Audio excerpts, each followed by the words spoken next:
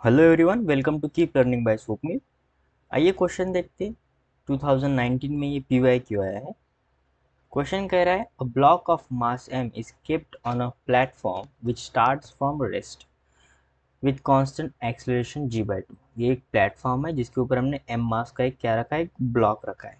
अब वो पूरा कंप्लीट प्लेटफॉर्म क्या कर रहा है, ऊपर की तरफ g/2 से एक्सलेट कर रहा है। इनिशियली जो उसकी वेलोसिटी जीरो थी, यानी रेस्ट से उसने शुरू किया है। Work done by normal reaction on block in time T is. तो हमें ये पता है कि ये मास के वजन के कारण, इसके ब्लॉक के वजन के कारण एक नीचे की तरफ mg फोर्स आता है और ऊपर की तरफ क्या आएगा यहाँ पे, नॉर्मल फोर्स। अब ये नॉर्मल कितना वर्क कर रहा है ये हमें बताना है। अब हो क्या रहा है कि नॉर्मल नीचे mg, ऊपर नॉर्मल, और ये a/g/2 एक्सेलरेशन से ऊपर की तरफ जा रहा है। तो डोमिनेंट फोर्स यहाँ पे नॉर्मल हो जाएगा। ठीक है, नॉर्मल हो जाएगा डोमिनेंट फोर्स माइनस mg, और नेट फोर्स यहाँ पे जो आ जाएगा वो मास इंटू ए एक्सलेशन। अब ए एक्सलेशन कितना है यहाँ पे, ये mg के ऊपर इधर लेके जाता हूँ, mg plus m। Net acceleration है g/2, जिस एक्सलेशन से ऊपर की तरफ जा रहा है। तो यहाँ से जो नॉर्मल फोर्स का वैल्यू आएगा वो कितना आ जाएगा, 3mg/2। ओके। अब डिस्प्लेसमेंट अगर मैं पूछूं, क्योंकि हमें क्या फाइंड करना है, नॉर्मल की वजह से जो वर्क डन हुआ है हमें फाइंड करना है वर्क डन बाय नॉर्मल। ठीक है। अब work done by normal find करने के लिए देखिए क्या होता है, फोर्स और डिस्प्लेसमेंट का डॉट प्रोडक्ट होता है। अब नॉर्मल ऊपर की तरफ है, एक्सलेशन भी ऊपर की तरफ है, यानी डिस्प्लेसमेंट भी ऊपर की तरफ ही होगा। सो अगर मैं इसको डिस्प्लेसमेंट का डायरेक्शन यही बता दूँ यहाँ पे, तो नॉर्मल और डिस्प्लेसमेंट के डायरेक्शन में कितना है एंगल, 0 डिग्री।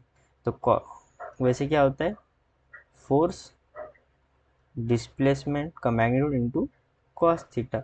अब दोनों के बीच फोर्स कितना है, नॉर्मल जो डोमिनेट कर रहा है, डिस्प्लेसमेंट जो कोई भी डिस्प्लेसमेंट होगा उसका मैग्नीट्यूड, और कॉस थीटा कितना है यहाँ पे, 0। तो एन एस वैल्यू होगा, पर हमें डिस्प्लेसमेंट अभी पता नहीं है, तो हमारा टारगेट क्या है, डिस्प्लेसमेंट फाइंड करना। अब अगर हमें डिस्प्लेसमेंट चाहिए, क्वेश्चन में गिवन है कि इनिशियली उसकी वेलोसिटी 0 थी, उसका एक्सेलेरेशन हमें ऑलरेडी गिवन है, g/2 एक्सेलेरेशन से वो ऊपर की तरफ जा रहा है। ठीक है। अगर मैं यहाँ से काइनेमेटिक्स से इक्वेशन लगाओ, s is equals to ut plus half a t square. ठीक है। सो ये इनिशियल वेलोसिटी हो जाएगी 0, क्योंकि ऑलरेडी क्वेश्चन में गिवन इनिशियल वेलोसिटी 0 है। तो यहाँ से s is equals to half, g का वैल्यू कितना है, आई मीन a का वैल्यू कितना है, g/2 इंटू टी स्क्वेयर। तो यहाँ से डिस्प्लेसमेंट आ जाएगा g/4 इंटू टी स्क्वेयर। ठीक है। अब हम क्या करेंगे, वर्क डन बाय नॉर्मल निकालेंगे।